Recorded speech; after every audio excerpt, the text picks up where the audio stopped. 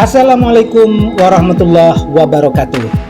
Sobat Kepomania, salam jumpa dalam ulasan tentang pendidikan di Indonesia. Banyak muncul pertanyaan di akhir-akhir ini. Yang pertama, benarkah di Indonesia itu kurikulum pendidikannya sering berubah-ubah? Kemudian yang kedua, pertanyaan yang sering muncul adalah, pada tahun 2024 ini, yang mana yang berlaku?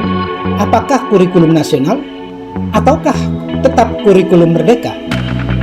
Kemudian yang ketiga, benarkah ekskul pramuka tidak wajib lagi diselenggarakan oleh satuan pendidikan atau sekolah? Nah, sobat, sebelum kita lanjutkan pembahasan ini, silakan bagi yang belum like dan subscribe untuk klik tombol di bawah ini.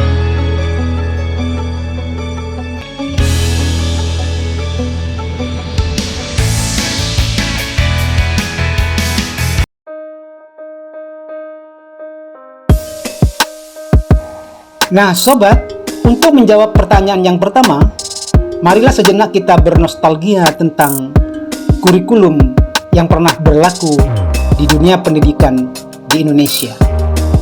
Kita mulai tahun 1947 ya. Nah, saat itu kira-kira 2 tahun negara kita baru merdeka.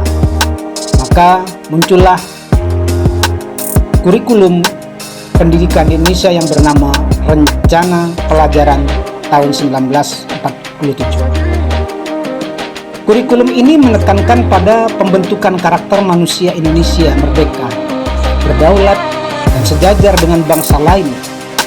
Tidak menekankan pendidikan pikiran, melainkan hanya pendidikan otak, kesadaran bernegara dan bermasyarakat. Nah, kemudian tahun 1952 muncullah kurikulum baru di negara kita, yaitu Rencana Pelajaran Terurai.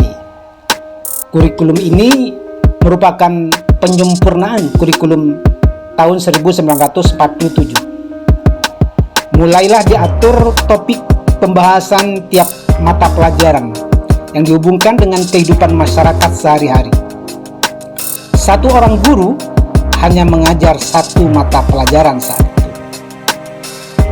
Tahun 1964 muncul pergantian atau perubahan kurikulum, yaitu yang disebut dengan Rencana Pendidikan tahun 1964. Kurikulum ini memupuk pengetahuan akademik pada jenjang SD, menitik beratkan pada pengembangan moral, kecerdasan emosional atau artistik, kepribadian atau keterampilan, dan jasmani atau pancawardana.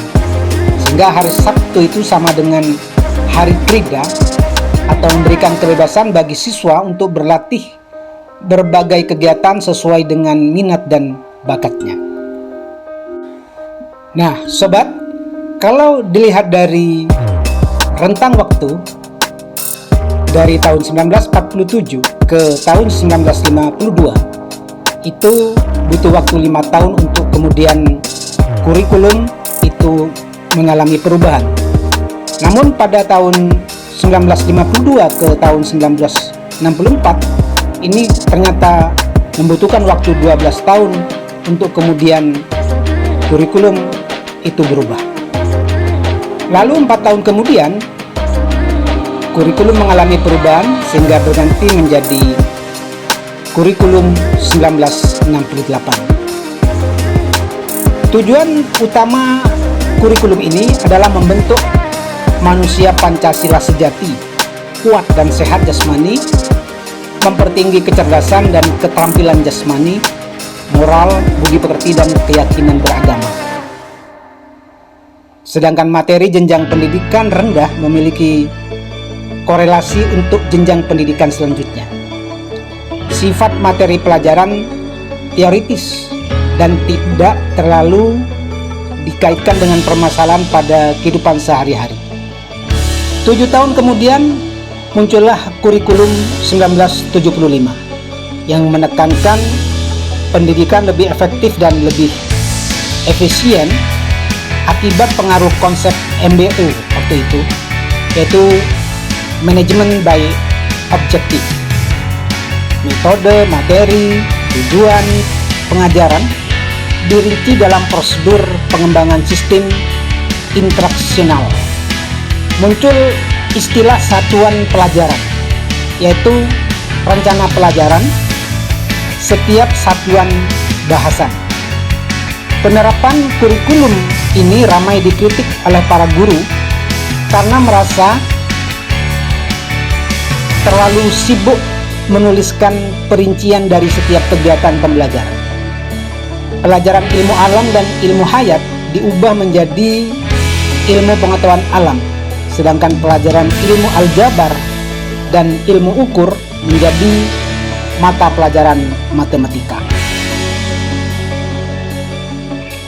Tahun 1984 muncullah kurikulum 1984, 9 tahun kemudian dari kurikulum 75. Kurikulum ini dibuat oleh karena kurikulum sebelumnya dinilai lambat dalam merespon kemajuan di kalangan masyarakat.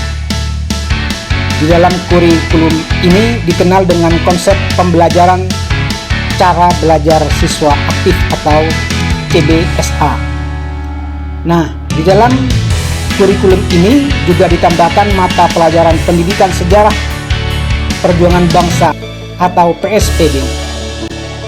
Selain itu, kurikulum 1984 juga membagi mata pelajaran siswa SMA menjadi program inti dan program pilihan sesuai minat dan bakat. Sobat Kepomania, 10 tahun kemudian muncullah kurikulum 1994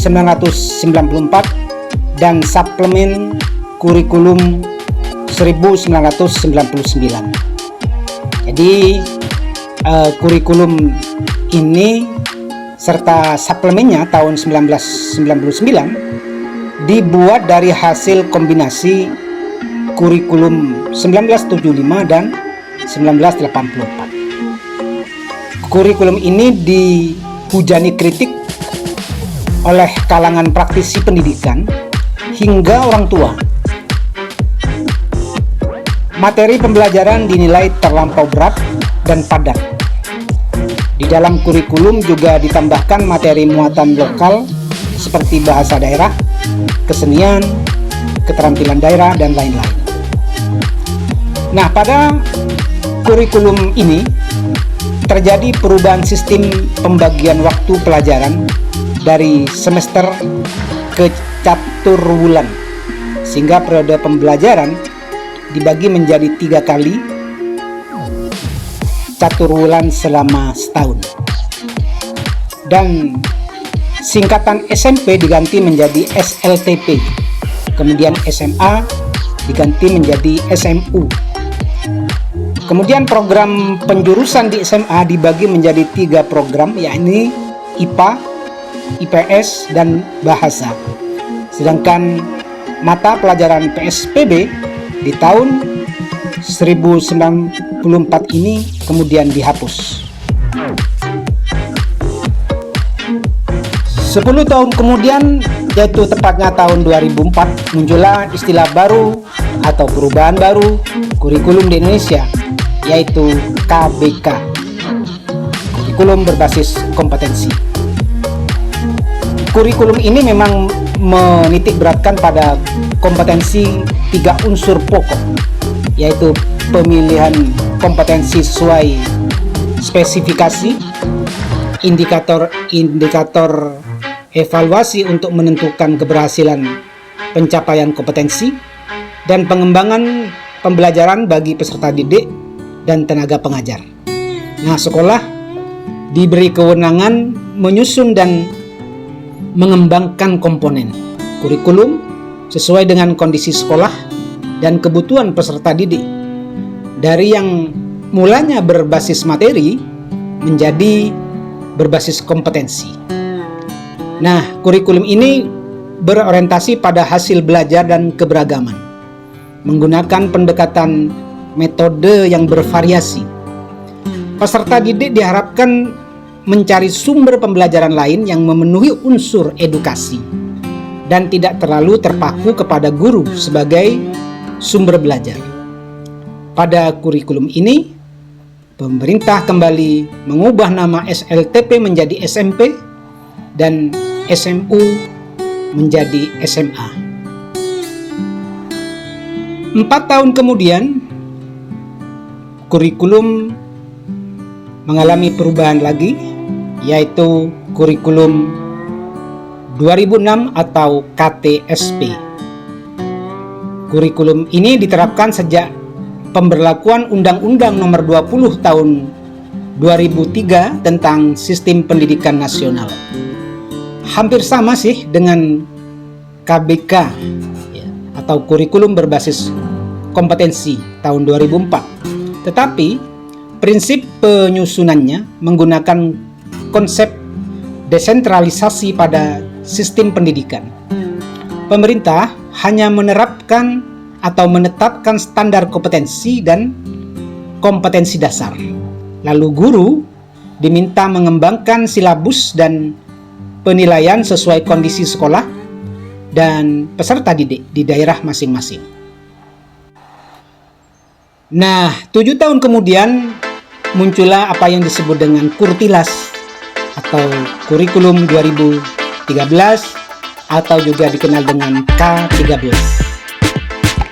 Sobat Kepomania, diterapkannya oleh pemerintah kurikulum ini sehingga menggantikan kurikulum 2006 atau KTSP. Maka pada tahun pelajaran 2013-2014, kurikulum 2013 diterapkan secara terbatas pada sekolah perintis, yakni pada kelas 1 dan 4 untuk tingkat sekolah dasar, kelas 7 untuk SMP, dan kelas 10 untuk jenjang SMA atau SMK. Sedangkan pada tahun 2014, kurikulum 2013 sudah diterapkan di kelas 1, 2, 4, dan 5 untuk SD, sedangkan untuk SMP itu sudah beranjak pada kelas 7 dan kelas 8, sedangkan untuk SMA adalah kelas 10 dan 11.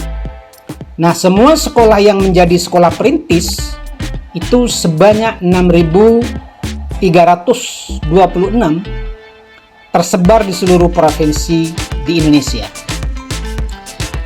Kurikulum 2013 ini memiliki 4 aspek penilaian, yaitu aspek pengetahuan, aspek keterampilan, aspek sikap dan perilaku.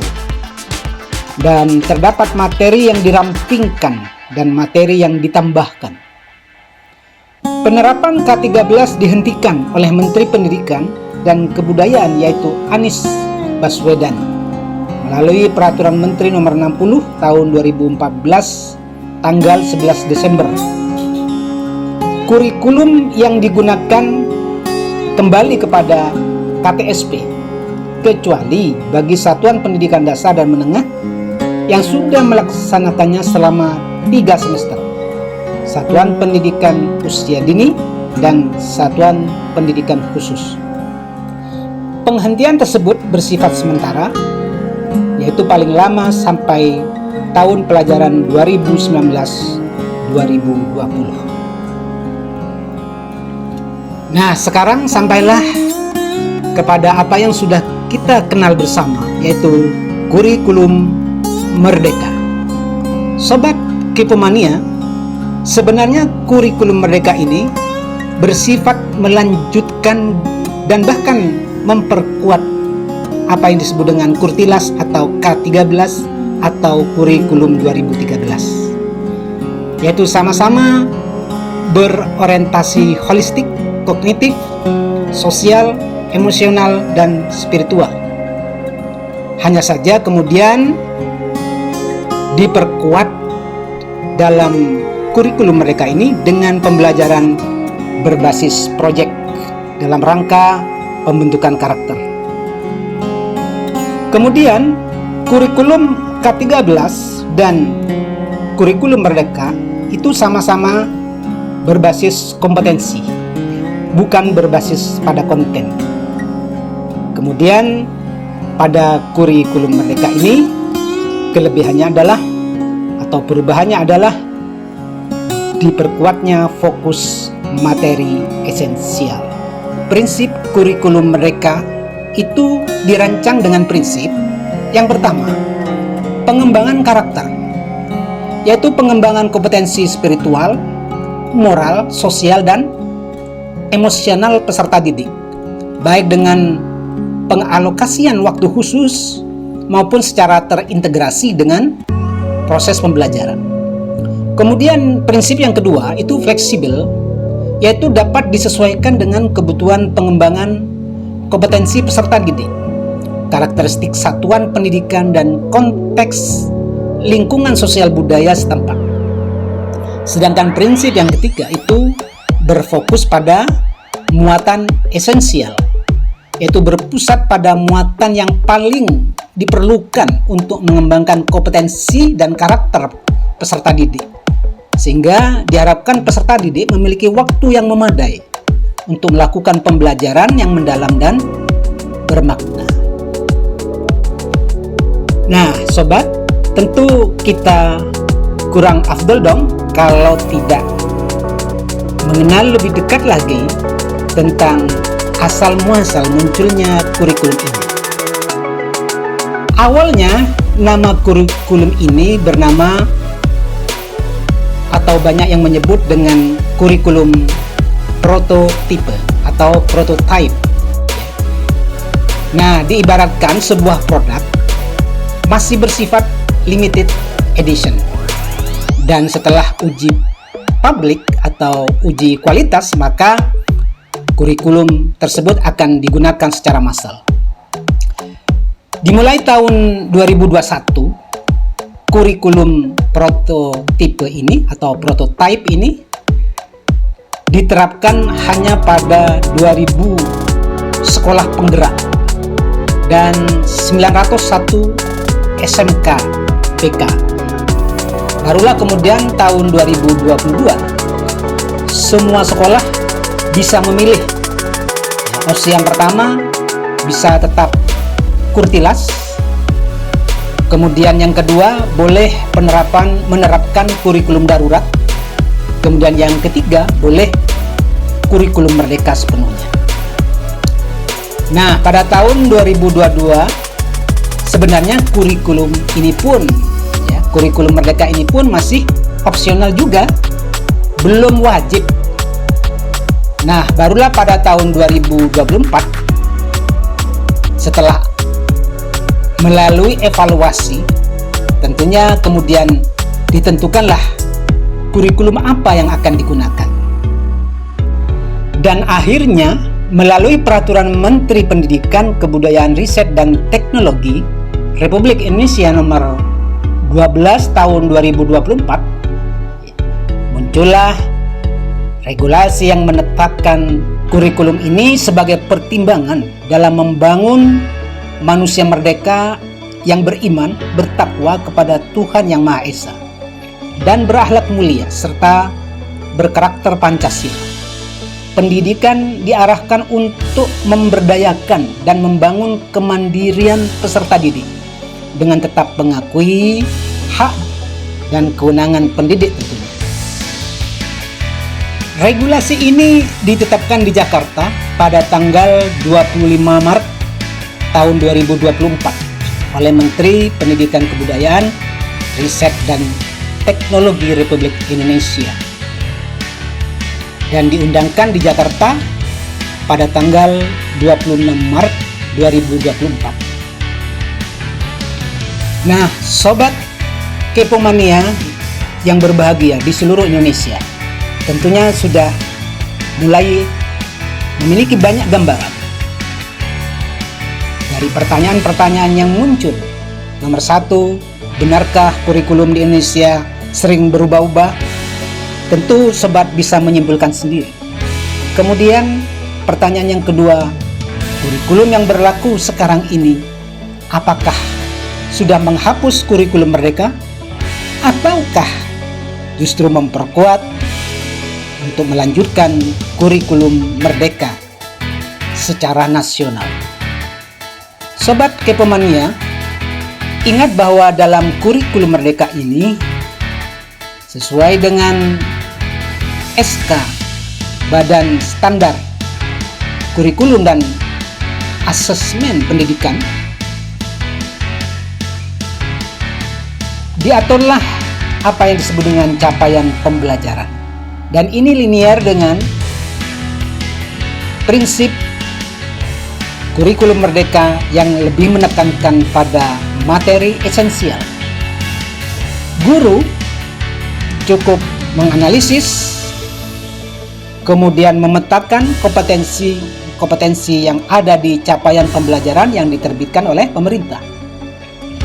Kemudian disinilah letak keleluasaan, kemerdekaan para pendidik untuk menentukan materi-materi esensi yang dianggap penting, dianggap diperlukan, dianggap sesuai dengan kondisi pendidik, sehingga para pendidik mengaturnya melalui apa yang disebut dengan alur tujuan pembelajaran. Kemudian dari ATP itulah kemudian para pendidik mencoba menjabarkan seluruh tujuan-tujuan pembelajaran untuk kemudian dikemas menjadi modul ajar. Nah, sekarang kita lanjut terkait pertanyaan yang nomor 3, yaitu bagaimana dengan pramuka? Nah, Sobat Kepomania, dengan adanya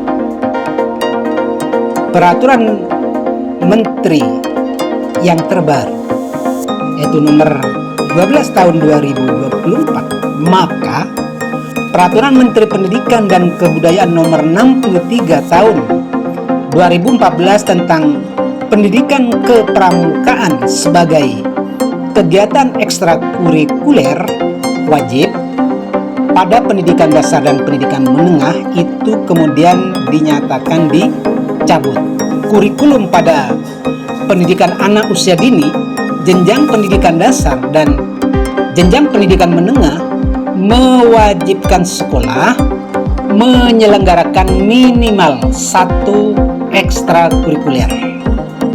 Sedangkan Kepala Badan Standar Kurikulum dan Asesmen Pendidikan atau Kepala BSKAP Anindito Aditomo menegaskan bahwa setiap sekolah hingga jenjang pendidikan menengah wajib menyediakan pramuka sebagai kegiatan ekstra kurikuler dalam kurikulum merdeka.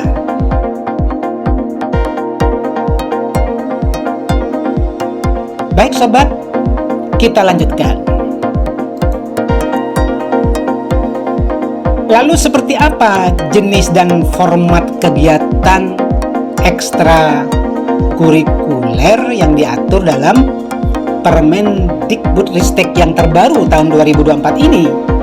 Yang pertama yaitu krida, misalnya kepramukaan, latihan kepemimpinan siswa, palang merah remaja, usaha kesehatan sekolah, pasukan pengibar bendera, dan lain sebagainya. Kemudian yang kedua, ekskul karya ilmiah, misalnya kegiatan ilmiah remaja, kegiatan penguasaan keilmuan dan kemampuan akademik, penelitian, dan lainnya.